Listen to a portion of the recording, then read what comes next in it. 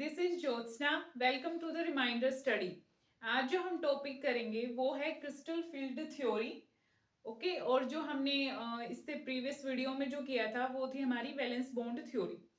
तो जो valence bond theory थी वो हमें बताती थी कि जो मेटल और लिगेंड है हमारा, उसके बीच में जो बॉन्डिंग है वो बेस्ड होती है हाइब्रिडाइजेशन पे। ओके, हमने वो बहुत ही अच्छे तरीके से की थी वैलेंस बॉन्ड थ्योरी। आज हम करेंगे क्रिस्टल फील्ड थ्योरी। इसमें भी हम बात करेंगे कि मेटल और लिगेंड के बीच में बॉन्डिंग कैसी है। तो क्रिस्टल फील्ड थ्योरी बोलती है कि जो मेटल और लिगेंड्स हैं हमारे, ठीक है, किसी भी गिवन कॉम्प्लेक्स में जो हमारा मेटल है और जो हमारे लिगेंड्स हैं, जो उनके बीच की जो बॉन्डिंग है वो आयनिक होती है। तो क्रिस्टल फील्ड थ्योरी क्या बोलती है कि जो मेटल और लिगेंड के बीच की जो बॉन्डिंग है वो आयनिक है। अब ये आयनिक किसकी वजह से है? आयनिक बॉन्डिंग है। आयनिक बॉन्डिंग का मतलब क्या है कि आयंस के बीच में जो मेटल के आयंस हैं, जो मेटल्स में जो हमारे इलेक्ट्रॉन्स हैं और जो लिगेंड में हमारे इलेक्ट्रॉन्स हैं, उनके बीच की जो बॉन्डिंग है। ओके, और ये जो आयनिक है, आयनिक बॉन्ड जो है इन दोनों के बीच का, वो किसकी वजह से है? Due to the electrostatic interactions. Okay, due to the electrostatic interactions. तो इसकी वजह से जो है मेटल और लिगेंड के बीच में बॉन्डिंग होती है इलेक्ट्रोस्टैटिक इंटरेक्शन की वजह से। ओके, तो हमें पता है कि यहाँ पे हमारे लिगेंड्स जो है कैसे होते हैं, या तो नेगेटिवली चार्ज होते हैं यानी कि एनायंस। ओके, या फिर अगर हम न्यूट्रल मॉलिक्यूल्स की बात करें, अगर लिगेंड में कोई न्यूट्रल मॉलिक्यूल है, अगर हमारे नेगेटिवली चार्ज है कोई भी आयन, तो उसको तो हम एनायंस बोल देंगे। लेकिन अगर कोई भी न्यूट्रल मॉलिक्यूल प्रेजेंट है हमारे लिगेंड में, जैसे कि हमारा अमोनिया हो गया और वाटर हो गया, तो उस केस में हम इनको क्या बोलेंगे? डाइपोल। और इसमें भी न्यूट्रल मॉलिक्यूल्स में भी जो नेगेटिवली चार्ज आयन होगा ना, जैसे कि अमोनिया में हमारा नाइट्रोजन है और वाटर में हमारा ऑक्सीजन है, तो वो बॉन्डिंग करते हैं हमारे मेटल के साथ। तो ऐसे बॉन्डिंग होती है between the metal and the ligands. तो यहाँ पे ये था कि अगर लिगेंड नेगेटिवली चार्ज है तो एनायंस बोलेंगे उनको, अगर न्यूट्रल मॉलिक्यूल्स हैं तो फिर उनको हम क्या बोलेंगे? एज ए डाइपोल बोलेंगे। तो जब भी हमारा, जैसे कि हमें पता है जो हमारा मेटल है, जो हमारा मेटल है वो कैसा होता है? सिमेट्रिकल होता है। ओके, जब तक उसमें कोई ligand, negatively charged ligand present नहीं है, तो जो उसका जो क्लाउड है, जो उसका स्ट्रक्चर है, वो कैसा होता है? सिमेट्रिकल होता है। और जो उसके डी ऑर्बिटल, तो यहाँ पे हम बात करेंगे जो मेटल्स के डी ऑर्बिटल्स होते हैं। ओके, डी ऑर्बिटल्स होते हैं जो ये वाले जो डी ऑर्बिटल्स होते हैं, तो ये कैसे होते हैं? हमारे degenerate. What is the meaning of degenerate? Degenerate का मतलब है सेम एनर्जी, यानी हमारे इन ऑर्बिटल्स की, जो हमारे डी ऑर्बिटल्स हैं, इनकी सबकी एनर्जी कैसी है? सेम है, यानी डीजनरेसी स्टेट में है, ये सेम एनर्जी कैरी करते हैं। ओके, डीजनरेट है, डीजनरेसी। इफ लिगेंड, अगर कोई लिगेंड हमारा प्रेजेंट है इसके सराउंडिंग में, ओके, अभी तक तो ये मेटल फ्री स्टेट में है, जब ये कैसा होगा? ये सिमेट्रिकल होगा और इसके डी ऑर्बिटल्स कैसे होंगे? हमारे डीजनरेट होंगे।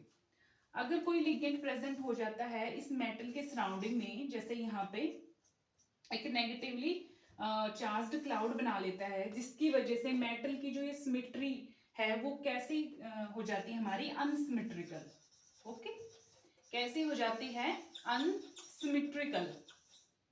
और जो डी ऑर्बिटल्स की जो डीजनरेसी है, यानी जो सेम एनर्जी जो कैरी कर रहे हैं ये सारे डी ऑर्बिटल्स, वो क्या हो जाती है? हमारी लूज हो जाती है। डीजनरेसी क्या कर देते हैं? लूज कर देते हैं।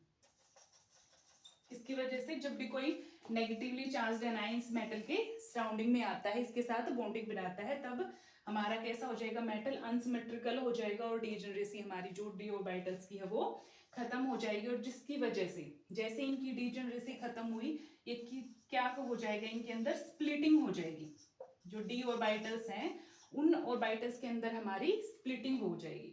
और इसी पे बेस्ड है हमारी क्या? Crystal field theory. यानी कि यहाँ पे स्प्लिटिंग होती है हमारे कौन से ऑर्बिटल्स की? डी ऑर्बिटल्स की। और किसकी वजह से? Due to the negatively charged या फिर इन अनायंस की वजह से जो मेटल के सराउंडिंग प्रेजेंट है। तो अभी हमने यहाँ पे बात की जो इलेक्ट्रोस्टैटिक इंटरेक्शन होती है बेसिकली किसके बीच में होती है, जो हमारा मेटल के जो इलेक्ट्रॉन्स हैं, ओके, और जो हमारे लिगेंड के इलेक्ट्रॉन्स हैं, तो इन दोनों के इलेक्ट्रॉन्स के बीच में जो रिपल्शन होता है उसकी वजह से हमारी क्या होती है, डी ऑर्बिटल्स की स्प्लिटिंग। क्योंकि जब ये लिगेंड मेटल के सराउंडिंग में जाएंगे तो जो मेटल के इलेक्ट्रॉन हैं और जो लिगेंड के इलेक्ट्रॉन हैं वो आपस में क्या करेंगे, एक दूसरे को रिपेल करेंगे। रिपेल करने की वजह से क्या हो जाएगी, डी ऑर्बिटल्स की स्प्लिटिंग हो जाएगी। ओके, तो ये थी हमारी क्रिस्टल फील्ड थ्योरी।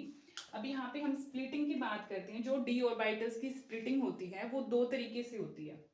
एक होती है हमारी ऑक्टाहेड्रल कॉम्प्लेक्सेस में, जिसमें हमारे नंबर ऑफ लिगेंड्स कितने हैं, 6, और दूसरा होता है हमारे टेट्राहेड्रल कॉम्प्लेक्सेस में, जिसमें नंबर ऑफ लिगेंड्स कितने हमारे 4।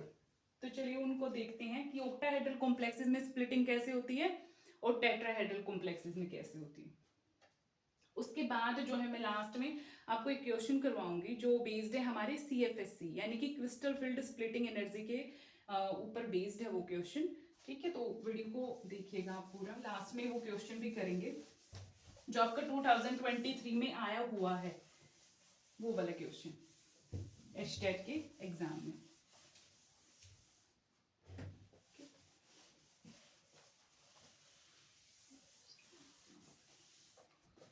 तो अब हम क्रिस्टल फील्ड स्प्लिटिंग देखते हैं इन the case of octahedral. Okay, in the case of octahedral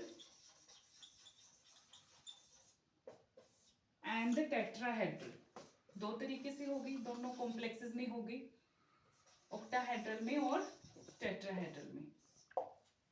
तो हमें पता है कि जो डी ऑर्बिटल्स होते हैं ना हमारे, जैसे ये डी ऑर्बिटल्स हैं हमारे,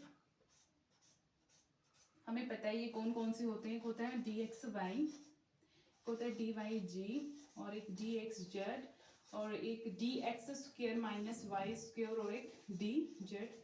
ये होते हैं हमारे डी ऑर्बिटल्स। अब इनकी स्प्लिटिंग कैसे होगी, पहले इनकी शेप देख लेते हैं। जैसे dxy है, dyz और dxz है, इनकी शेप कैसे आती है हमारी, इनकी शेप आती है इस तरीके की, फिर dxy। उसके बाद हमारा अगर इसकी बात करें इस वाले की, तो इसकी कैसी होगी हमारी शेप, बेसिकली इन तीनों की सेम होगी, इन बिटवीन द एक्सिस होगी हमारी इन तीनों की dyg और dxg, x और y ऐसे, और यहाँ पे z और y और x और g।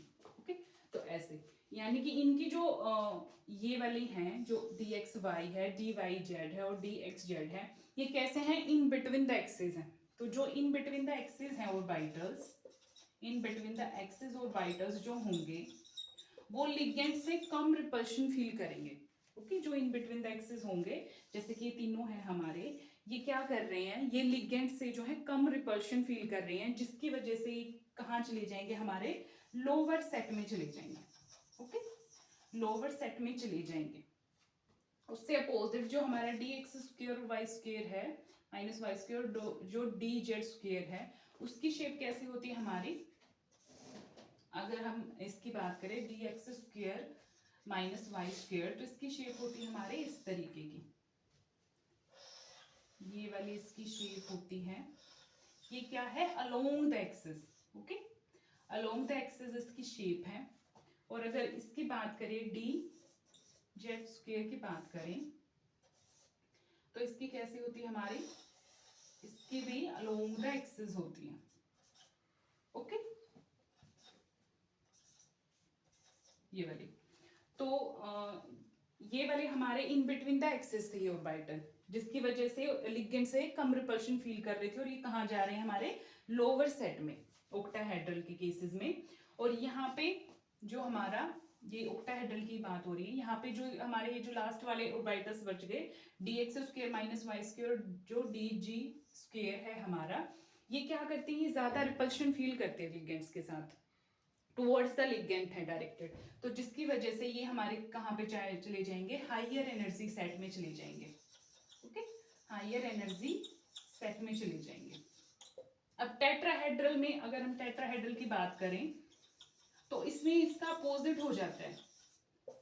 अपोजिट हो जाता है ऑक्टाहेड्रल के। यहाँ पे ये अगर टेट्राहेड्रल की बात करें, अगर टेट्राहेड्रल के केस में जो ये वाले ऑर्बिटल्स हैं हमारे dxy, dyz और dxz, ये क्या होंगे, ये हायर सेट में चले जाएंगे, क्योंकि उसका स्ट्रक्चर कैसा हमारा होता है, sp3 टाइप का होता है उसकी हाइब्रिडाइजेशन। उसकी वजह से ये जो है ज्यादा लिगेंड के साथ स्ट्रॉन्गली हैं, तो ये अपर सेट में चले जाएंगे, हायर सेट में, और ये वाले ऑर्बिटल्स जो हमारे लोअर सेट में चले जाएंगे। तो अभी इनको स्प्लिटिंग देखते हैं कैसे होती है इनकी।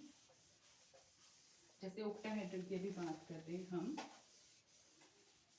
और टेट्राहेड्रल की। तो ऑक्टाहेड्रल में हमारी स्प्लिटिंग कैसे होगी, जैसे ये हमारे डी ऑर्बिटल्स हैं,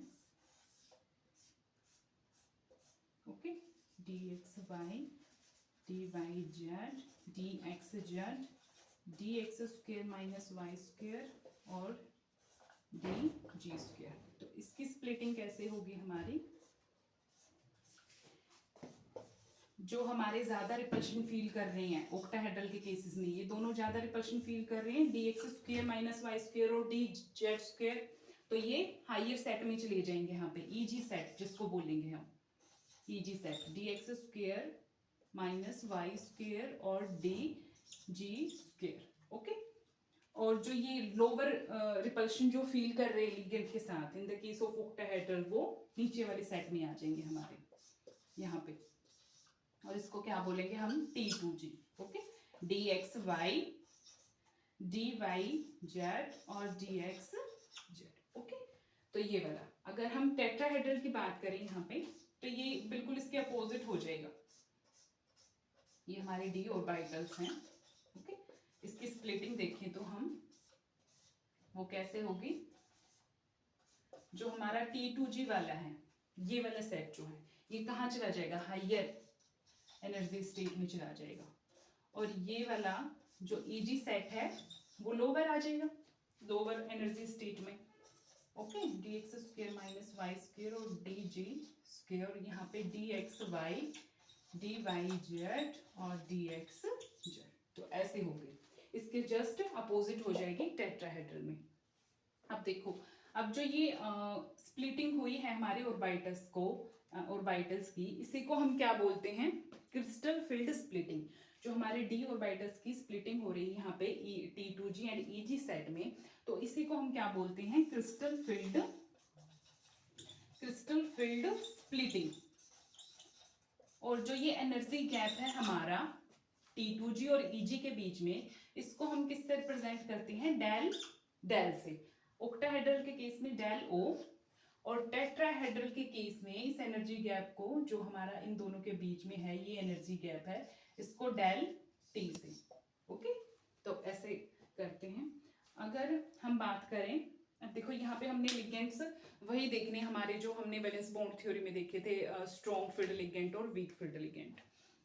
अब देखो, अगर हमारा ये जो डेल O है, अगर ये जो डेल O है, यानी जो स्प्लिटिंग एनर्जी ये गैप है हमारी, अगर ये ज्यादा हो जाता है, ओके, अगर ये ज्यादा है हमारा, P यहाँ पे क्या है, हमारी पेयरिंग एनर्जी है, हमने सिर्फ इस पे ध्यान देना। अगर हमारा ये क्रिस्टल फील्ड गैप ज्यादा हो जाता है, इसका मतलब जो इलेक्ट्रॉन्स T2G सेट में हैं, ये गैप ज्यादा हो गया, तो EG सेट में जो इलेक्ट्रॉन्स T2G सेट वाले हैं वो EG सेट में इजिली जंप नहीं कर पाएंगे, तो यहीं पे उनकी पेयरिंग हो जाएगी, ओके, T2G सेट में ही। तो ऐसे कौन से लिगेंड होते हैं जो नीचे इनर ऑर्बिटल्स में पेयरिंग करवाते हैं, वो होते हैं हमारे स्ट्रॉन्ग फील्ड लिगेंड, ओके।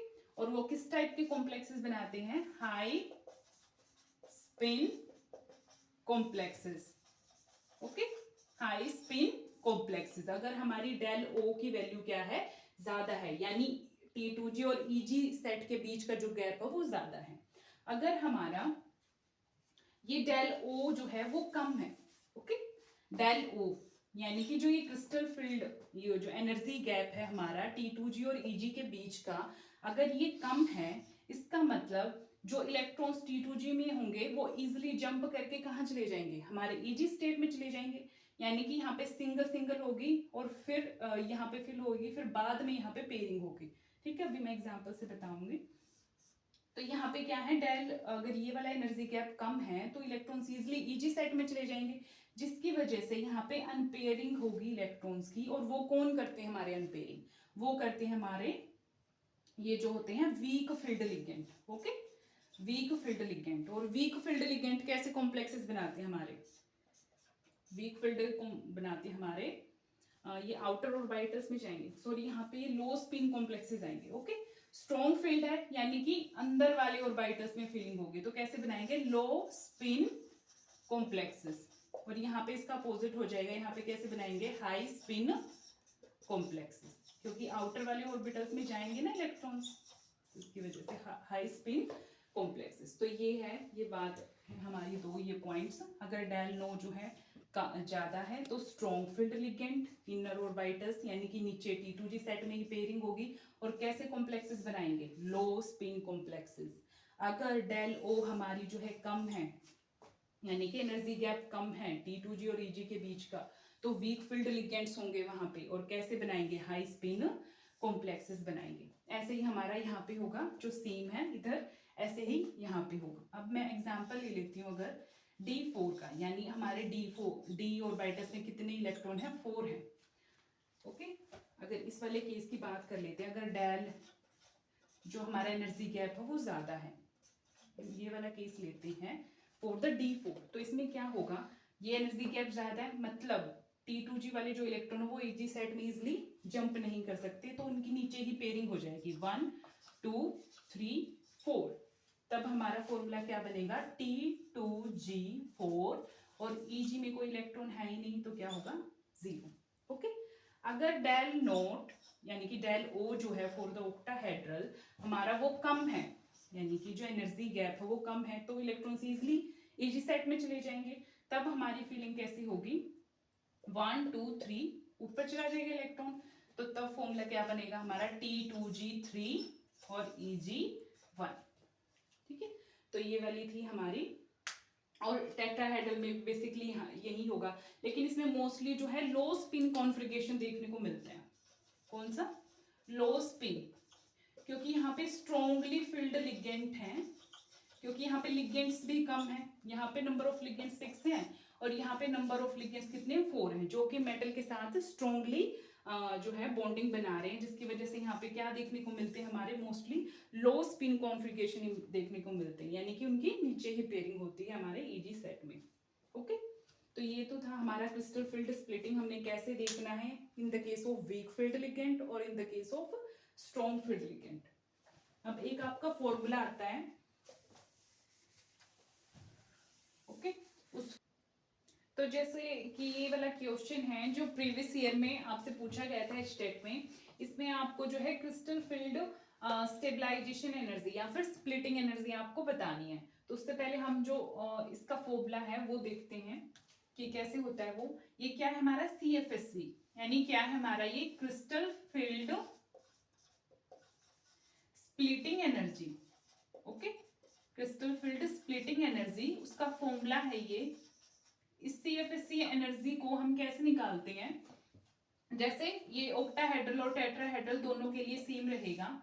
उसमें क्या होता है कि T2G सेट नीचे होता है और EG सेट ऊपर होता है फॉर द ऑक्टाहेड्रल, और टेट्राहेड्रल में क्या होता है कि हमारा EG नीचे होता है और T2G ऊपर होता है। तो जितने नंबर ऑफ इलेक्ट्रॉन्स होंगे हमारे, number of electrons in T2G set, उसको मल्टीप्लाइड करेंगे हम, मैं यहाँ पे पूरा लिखती हूँ, यहाँ पे इधर जो नंबर ऑफ इलेक्ट्रॉन्स होंगे हमारे, number of electrons in T2G set, उसको मल्टीप्लाई करेंगे 0.4 से, -0.4 से, प्लस जो नंबर ऑफ इलेक्ट्रॉन्स होंगे हमारे EG सेट पे, number of electrons in EG set, उसको मल्टीप्लाई करेंगे हम 0.6 से। तो ये हमारा फॉर्मूला है फॉर CFSC एनर्जी निकालने का, ये आपको ध्यान रखना है। ओके, ऐसे निकालते हैं, यानी कि नंबर ऑफ इलेक्ट्रॉन्स जो T2G सेट में होंगे उसको मल्टीप्लाई करेंगे 0.4 से, और जो नंबर ऑफ इलेक्ट्रॉन्स होंगे EG सेट में उसको मल्टीप्लाई करेंगे 0.6 से। तो चलिए अब ये वाला फॉर्मूला क्वेश्चन देखते हैं। जो इसी पे बेस्ड है। सिंपल हमने वैल्यू पुट करनी है।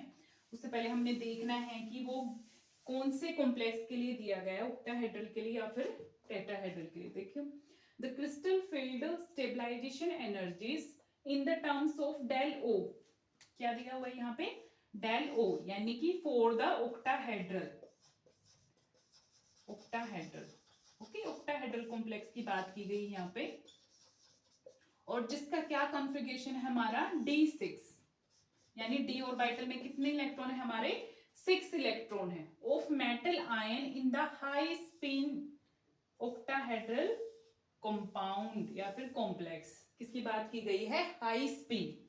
हाई स्पिन का मतलब क्या है, यहाँ पे कौन से लिगेंड होंगे हमारे, हाई स्पिन का मतलब है हमारे एक स्ट्रॉन्ग फील्ड लिगेंड होते हैं जो क्या करते हैं, इनर ऑर्बिटल्स बनाती है, और क्या होती है उनकी, लो स्पिन कॉम्प्लेक्सेस होते हैं। यहाँ पे हमारे कौन से लिगेंड है, वीक फील्ड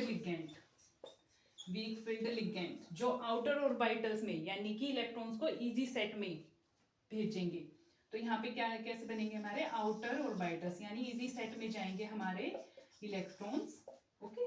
तो उसके लिए हमारे कौन से होते हैं, हाई स्पिन कॉम्प्लेक्सेस। अब देखो, जैसे हम इसमें स्प्लिटिंग करके देख लेते हैं फॉर द ऑक्टाहेड्रल। उसमें क्या होता है, हमारा जो T2G सेट होता है वो लोअर एनर्जी पे होता है in the case of octahedral, और जो EG सेट होता है वो कहाँ होता है, हायर एनर्जी पे होता है, ओके। तो ये D6 बोला गया, यानी कि 6 इलेक्ट्रॉन हमने फिल करने हैं, और कैसा है, वीक फील्ड लिगेंड है, यानी कि हाई स्पिन कॉम्प्लेक्सेस बना रहे हैं। तो कैसा होगा, इलेक्ट्रॉन्स जो ऊपर जंप करेंगे, जैसे अभी हम फिलिंग करेंगे 1 2 3 4 5, यहाँ पे पूरी फिलिंग करके फिर 6 कहाँ पे होगा, फर्स्ट वाली में, ओके।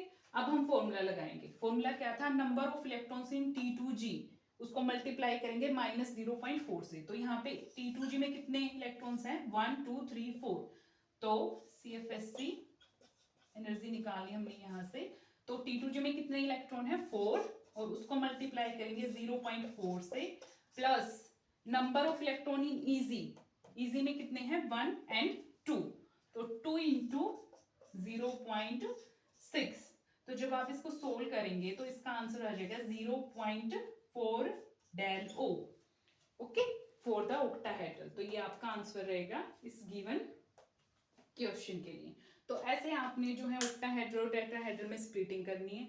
अगर आपको क्वेश्चन आ जाता है ऐसे कि आप किस तरीके से इसको देंगे, तो आपने बेसिकली ध्यान रखना है कि वो किस गिवन कॉम्प्लेक्स की बात कर रहा है, ऑक्टाहेड्रल की बात कर रहा है या फिर टेट्राहेड्रल की, और साथ में आपने उसकी स्पिन देखनी है कि वो लो स्पिन में जा रहे हैं कि हाई स्पिन में जा रहे हैं। उसके अकॉर्डिंग आप फिलिंग करोगे इलेक्ट्रॉन्स की T2G और EG में।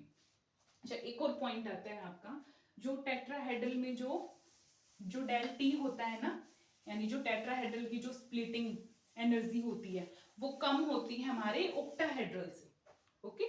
जो डेल टी होता है वो हमारा 4/9 कम होता है हमारा डेल ओ से।